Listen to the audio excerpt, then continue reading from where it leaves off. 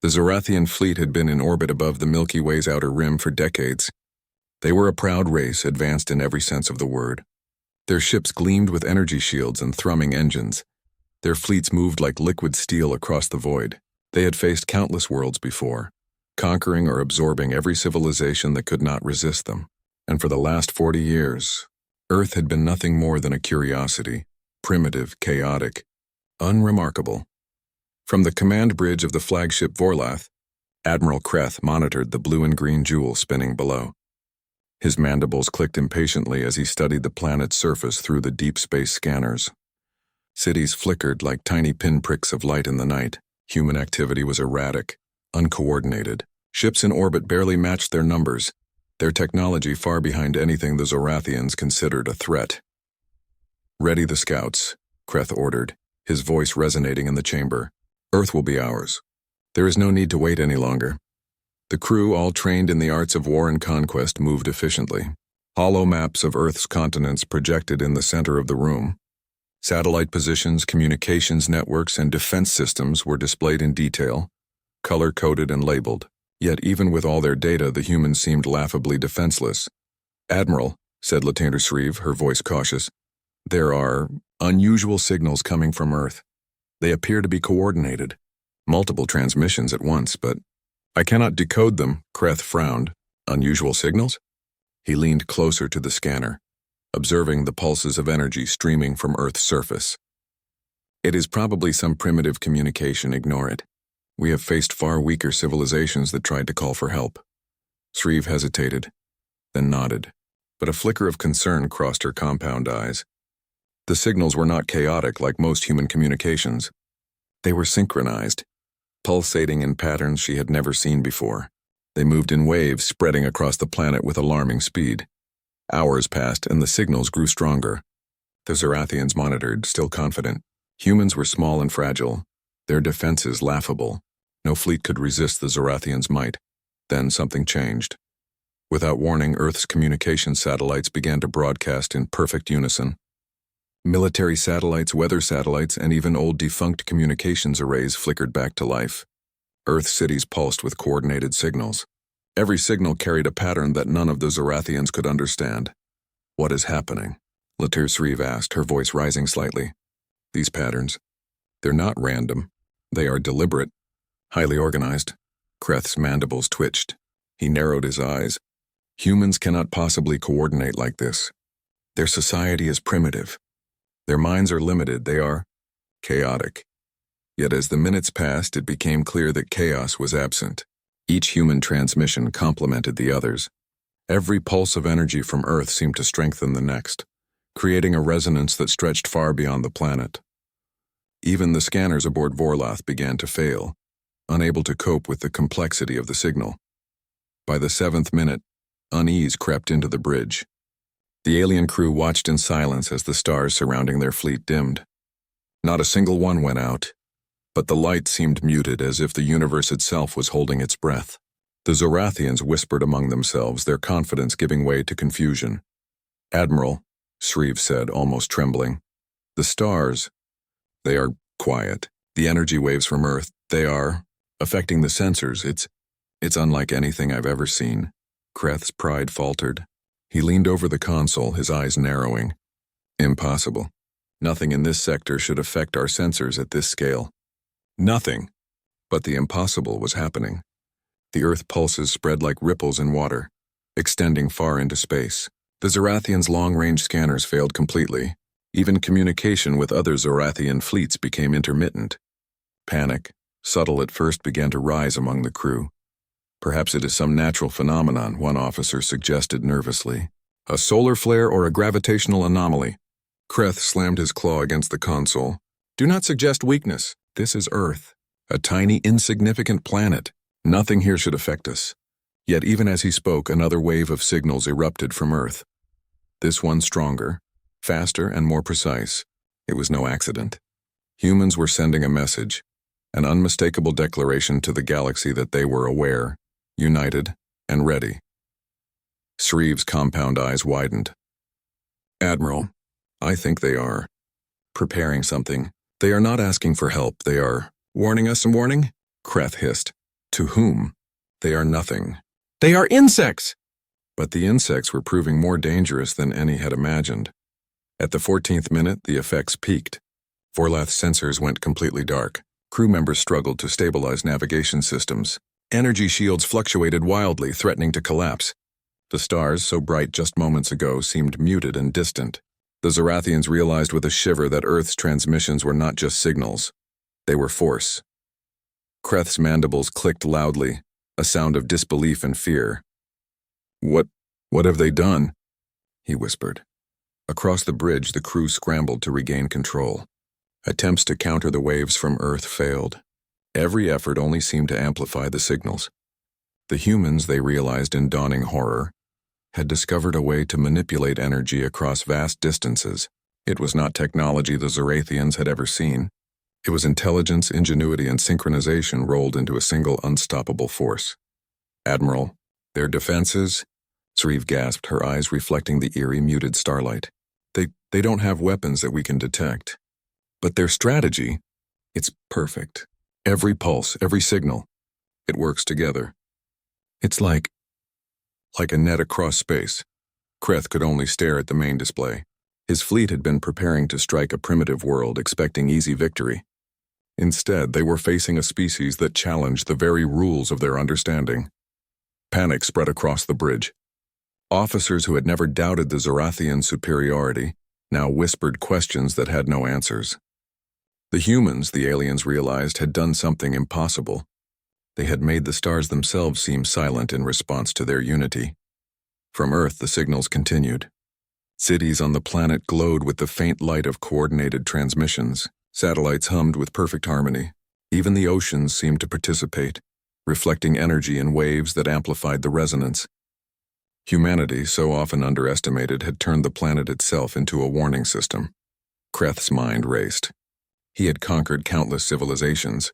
He had faced countless foes, each defeated through strength, technology, and strategy.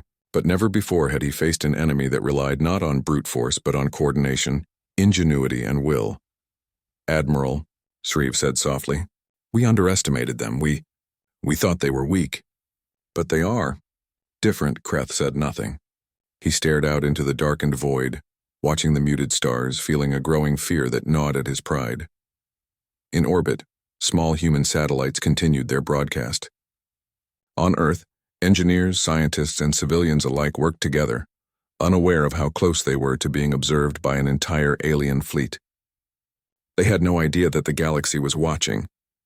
Yet in their simple, coordinated actions, they demonstrated something far greater than any alien weapon: unity, intelligence, and courage. Minutes passed. 14 minutes. By the time the Zorathians realized the extent of what they were witnessing, the first damage had already been done. Fleets far from Earth lost connection. Entire systems malfunctioned.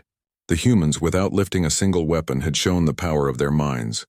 Kreth's pride, his sense of superiority, and his confidence were all shattered. He realized something terrifying. Humans were not merely survivors. They were innovators, unpredictably clever and willing to act with determination unlike any race the Zorathians had faced. Prepare to retreat, Kreth finally ordered, his voice low and trembling. We need to analyze this. We cannot confront them yet. Shrev's eyes widened. Admiral, retreat? From Earth, are you serious? Kreth's mandibles clicked. Yes, retreat, for now. Humans are dangerous. And as the Zorathian fleet began to pull back, Earth continued its silent broadcasts. The stars, still muted, slowly began to regain their normal light. The galaxy, however, had received its first clear warning. The humans of Earth were a species not to be underestimated. For the first time in millennia, an alien race had looked upon humanity with fear. And humanity had not even fired a shot. The Zorathian fleet retreated, their pride wounded and their systems unstable. Admiral Kreth floated in the command bridge of Vorlath, staring at the failing consoles and muted stars. The humans of Earth had done the impossible. They had turned a small, insignificant planet into a force that disrupted an entire alien fleet. And now, Kreth realized, the humans were not finished. Earth rotated silently below, its cities glowing with faint pulses of energy. Satellites in orbit continued to hum in precise coordination. transmitting signals far beyond the planet's atmosphere. These were no ordinary broadcasts. They were not meant for communication alone. They were part of a strategy, a display of human ingenuity that the Zorathians could neither predict nor understand. Kreth's mind raced. How could a species so primitive challenge a fleet so advanced? Humans had no massive warships, no planet-destroying weapons. Yet somehow they were proving that intelligence, creativity, and unity could rival brute force. In a control room far below Earth's surface, scientists monitored the alien fleet. They did not fully understand the panic they had caused, but they felt the results. Satellites flashed in patterns, drones adjusted their orbits, and advanced AI networks coordinated global systems in perfect harmony. Every system reinforced the others, creating a net of energy and information that could disrupt the alien fleet's technology. Dr. Elena Santos, the chief engineer, smiled quietly at the display. "They don't know what's coming," she said to her team. "We're not just defending Earth. We're showing them that humans are not helpless. We're proving that intelligence and cooperation matter." Her assistant, a young engineer named Kai, nodded. "It's incredible. Our signals. They actually work. The aliens are confused. They can't adjust." Elena's eyes gleamed with determination. "Good, let's keep it that way. Prepare the next phase." Meanwhile, in the Zorathian fleet, chaos spread. The alien officers scrambled to repair systems and restore communications. Fleet formations broke down as their navigation grids failed intermittently. Warships drifted out of position, their energy shields flickering unpredictably. "Admiral," Shreve called, her voice tense. "They are adapting faster than we anticipated. Every time we attempt to counter their signals, we trigger a stronger response. It's like they are thinking ahead of us." Kreth's mandibles clicked in frustration. Humans cannot think beyond a few hours, let alone coordinate a planetary response. This is impossible, but the humans were doing exactly that. They were predicting the Zorathian reactions, responding to them with strategies that no alien mind had considered. By using a combination of satellites, AI systems, and electromagnetic pulses, they created a defensive network that was both reactive and proactive. From orbit, the Zorathians launched probes, small automated ships designed to scout and attack. They expected the humans to scramble jets and defense platforms in a disorganized panic. Instead, every probe was intercepted, rerouted, or neutralized without the humans ever leaving their control centers. Each failure left the Zorathians more bewildered. "They anticipate our moves," Shreve whispered, her compound eyes wide. "They predict every step we take." How is this possible?" Kreth said nothing. He clenched his claws around the edge of the console, feeling a growing sense of fear he had never known. On Earth, the human teams worked tirelessly. In addition to satellites, they had deployed modified drones and automated defense systems that could respond instantly to threats in space. Each unit was small, fast, and interconnected, creating a network that amplified every action. Elena watched the live feed as the first wave of alien probes approached. The drones adjusted their positions in milliseconds, forming a lattice that captured the incoming ships and redirected their energy signals harmlessly into space. The probes were neutralized without explosions, without panic.